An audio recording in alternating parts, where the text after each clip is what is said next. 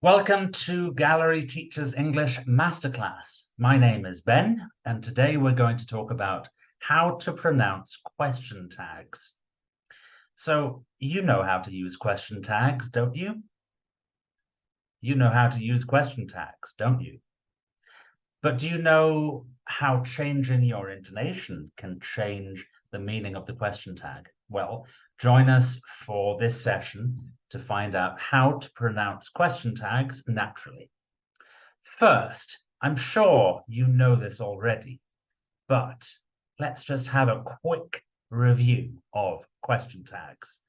I'm going to try and do it in 1 minute. So, how do question tags work in English? So a question tag is a way of turning any statement into a question. So we would have a normal statement.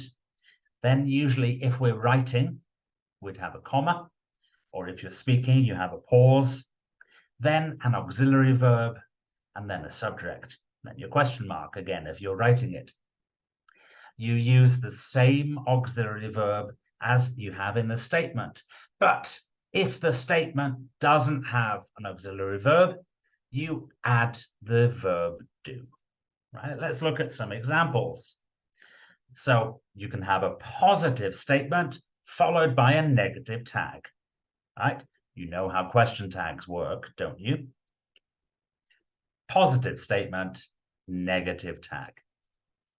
Or you'd have a negative statement and a positive tag. You don't have a problem with question tags, do you?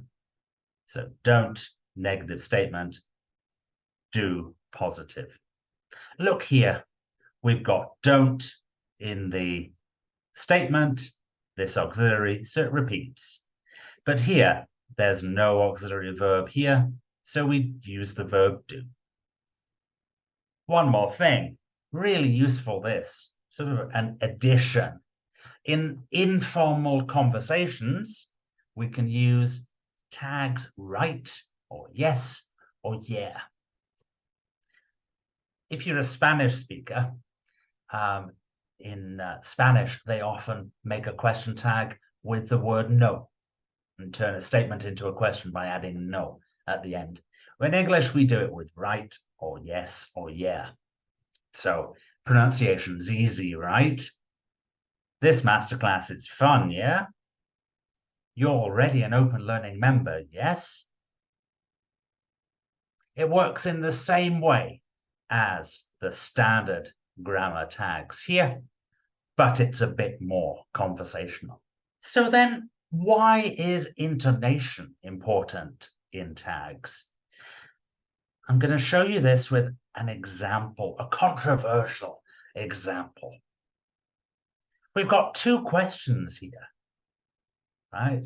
So a statement and a question tag. They follow the normal grammar, negative statement, positive tag. But the questions are completely different. Let me show you. You don't like pineapple on pizza, do you? You don't like pineapple on pizza, do you? The meaning is completely different. And the intonation, the way that your voice goes up or down on the tag, can completely change the meaning. Intonation is one area of pronunciation that's very difficult to teach. But there are two instances when intonation is really important for grammar. Question tags is the main one. The other one is when you have a list of items.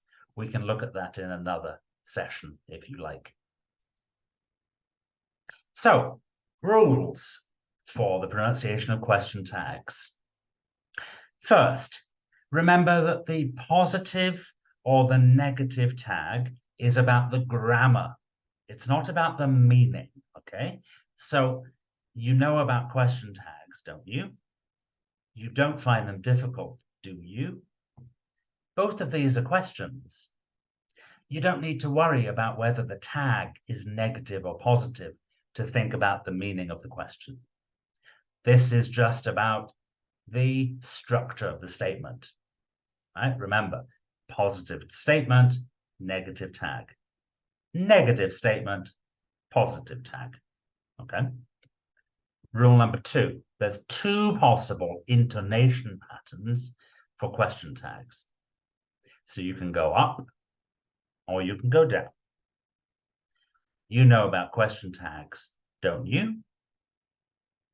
You don't find them difficult, do you? Listen again. You know about question tags, don't you? You don't find them difficult, do you? Now, we're going to use a rising intonation for 2 reasons. First, it's to ask a question about something you don't know. Right? Imagine you're in a new town for holidays. Right? You're there for the weekend. And there's a supermarket on the corner, but you don't know if it has fresh fruit or not. And so you ask your host, the supermarket sells fresh fruit, doesn't it? The supermarket sells fresh fruit, doesn't it? You don't know the answer, you want to find out. Another reason we use a rising intonation pattern is to show that you are surprised about something. So imagine this sentence. Those days when there's a school holiday and always there's someone who forgets and goes to school. The next day, 2 friends talking together and one of them says, "You didn't come to school yesterday, did you?" They're surprised that they went. Or this one, the pizza pineapple issue. You don't like pineapple on pizza, do you? So 2 reasons to use a rising intonation on the tag. To ask about something you don't know, a normal question, or to show that you're surprised about something. We use a falling intonation pattern for one reason, and it's to check that we have the right information, to check that we are correct, or to invite the speaker to agree with us. So you're in that town, and it's the same chain of supermarkets that you have at home. And you just say, the supermarket sells fresh fruit, doesn't it? You know the answer, or you think you know the answer, and you're checking. You didn't come to school yesterday, did you? Robbie's a great teacher, isn't she? So the intonation falls when you're inviting agreement. It's sort of like a conversation. Yeah. You're just continuing the conversation. You're checking you have the right information.